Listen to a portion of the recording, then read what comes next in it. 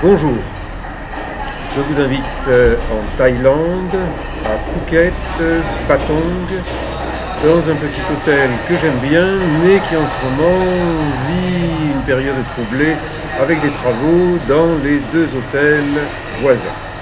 Donc pardonnez un peu le bruit. Cet hôtel, c'est le Neptuna, le dieu de la mer, et ce qui me fait y venir et y revenir, c'est son jardin et sa piscine. Quelques palmiers, un ciel bleu et une eau cristalline de la piscine. Les éléphants sont le symbole de la Thaïlande, on en trouve partout, y compris dans le petit jardin où j'aime bien me détendre. Phuket, c'est une grande île d'une cinquantaine de kilomètres qui attire de nombreux touristes. Ma chambre, grande, belle, avec mes petits amis du moment, une bande de singes achetés dans les magasins du coin. Thaïlande, un pays qui vit beaucoup du tourisme, qui sait recevoir avec un très bon rapport qualité-prix. C'est pour ça que j'y reviens régulièrement. Cet hôtel, indépendamment de la période de travaux, est un hôtel calme. J'ai un petit balcon donnant sur les autres balcons et sur ce petit jardin avec des palmiers et avec une piscine. Avoir une piscine à 2 pas de sa chambre, pour moi, ancien maître nageur, c'est un peu m'offrir un petit morceau de paradis. Revenir dans le même hôtel depuis pas mal de temps, je connais les allées et venues, les couloirs, les escaliers. C'est un peu mon deuxième chez moi, je me sens bien, en vacances, à Phuket, Patong.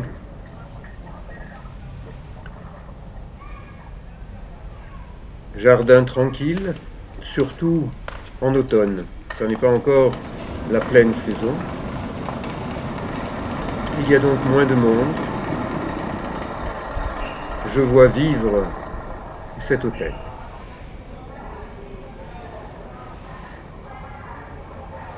Je descends souvent dans le jardin au niveau de la piscine.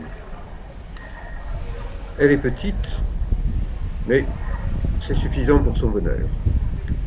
Les travaux d'un nouvel hôtel qui touche le Neptuna, voilà, ça fait partie de la vie en ville.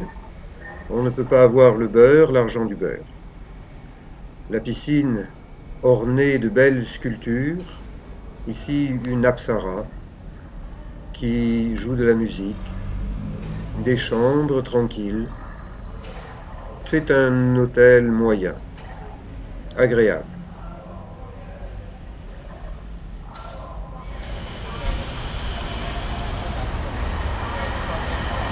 Dès qu'on sort de bon matin, on est pris dans l'ambiance de ce quartier de Phuket, de Patong, avec les petits taxis rouges, les tuk-tuk, avec ses commerces, ses restaurants, ses fils électriques.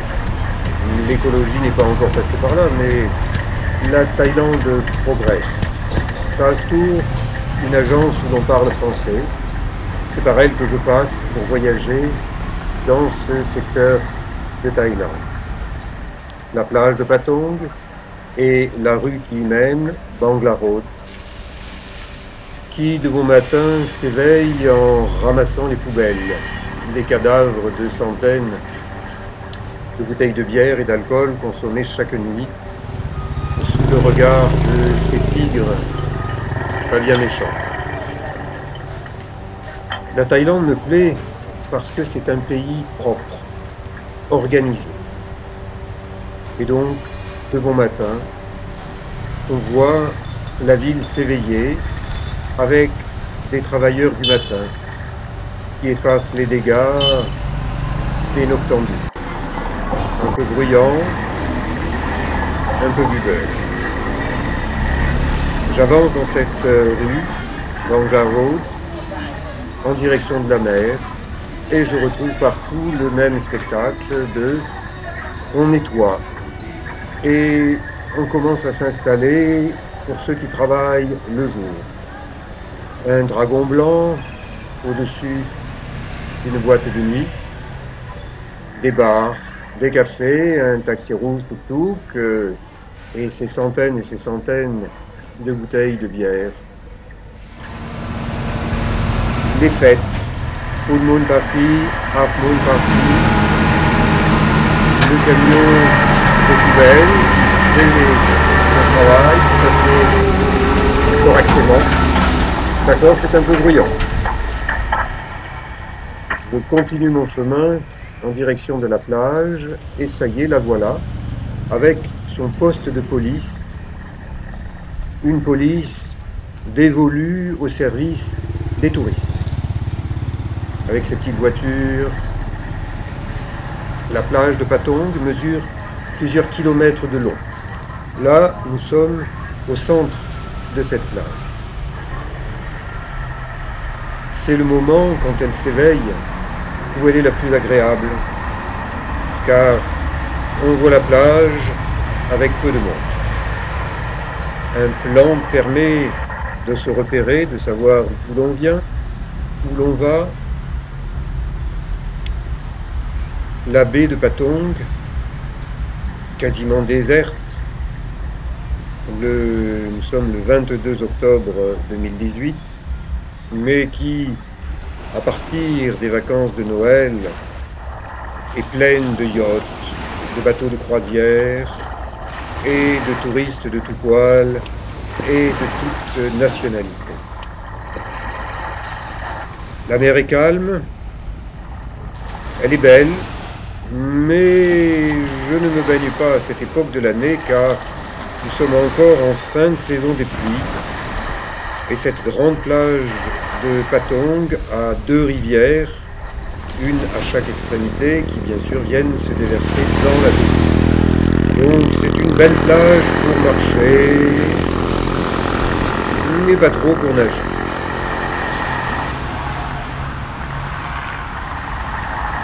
Les Thaïlandais ont de multiples règlements, et il convient de les respecter. Les Thaïlandais sont plus respectueux des lois que bien des Français. Mais lorsque ces étrangers viennent en Thaïlande, ils ont intérêt à respecter les lois de la Thaïlande, car ce sont des touristes, des invités. Donc, faites ceci, ne faites pas cela. C'est écrit en thaïlandais, c'est écrit en anglais, il y a des petits dessins. Et vraiment, il faudrait jouer à l'imbécile, malheureux, pour ne pas respecter les règles.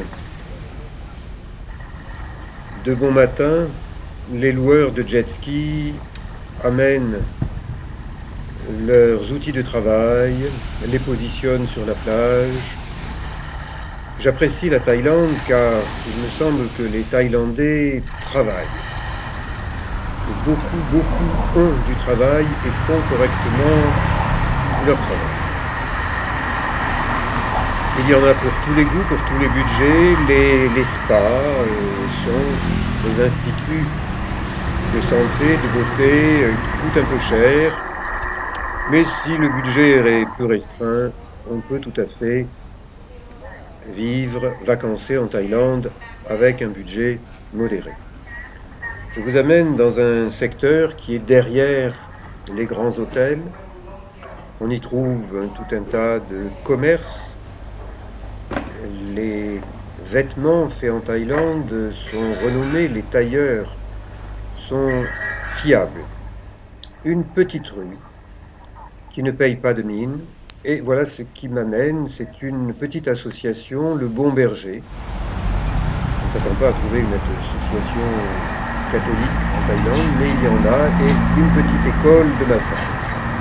Le massage thaïlandais fait partie de ce qui attire des milliers, voire des millions de touristes. Les instituts de massage, comme là, le Twisting Massage, on en trouve partout dans les rues où passent les touristes. Également, cette école de cuisine, installée depuis une vingtaine d'années, 10e anniversaire, attire les touristes. Les travailleurs, avec leurs motos, tirent leur jet ski, les amènent vers la mer, et au fil des années, des voyages que je répète en Thaïlande, je vois Phuket, Patong se transformer, des immeubles se créer, d'autres être abattus sans qu'ils ne tombent d'eux-mêmes, comme certains à Marseille. Il convient de se déchausser, de respecter les coutumes, la religion, principalement bouddhiste, de Phuket. Mais c'est une ville où il y a aussi un grand nombre de musulmans. Les bouddhistes et les musulmans s'entendent bien. Bien de voir des pays où les gens s'entendent de manière agréable, facile. Je fais le tour des monuments, je fais tourner la caméra, filmant une chose, l'autre. Ces petits magasins de rue ne sont ouverts que l'après-midi, car le matin ils sont écrasés de soleil. Je ne sais pas ce que feront les bâtiments de béton qui sont en cours d'édification derrière, mais on y travaille ferme et on retrouve toujours la sécurité d'abord. Tous les travailleurs du bâtiment portent un casque. Il me semble que la Thaïlande grandit bien, s'adapte bien à la demande des touristes. Une autre rue du même quartier de Patong avec un magasin All for Diving, tout pour plonger.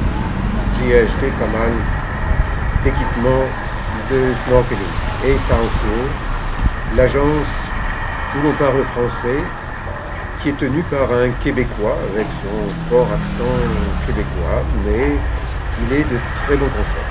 C'est un peu tôt, l'agence n'est pas encore ouverte.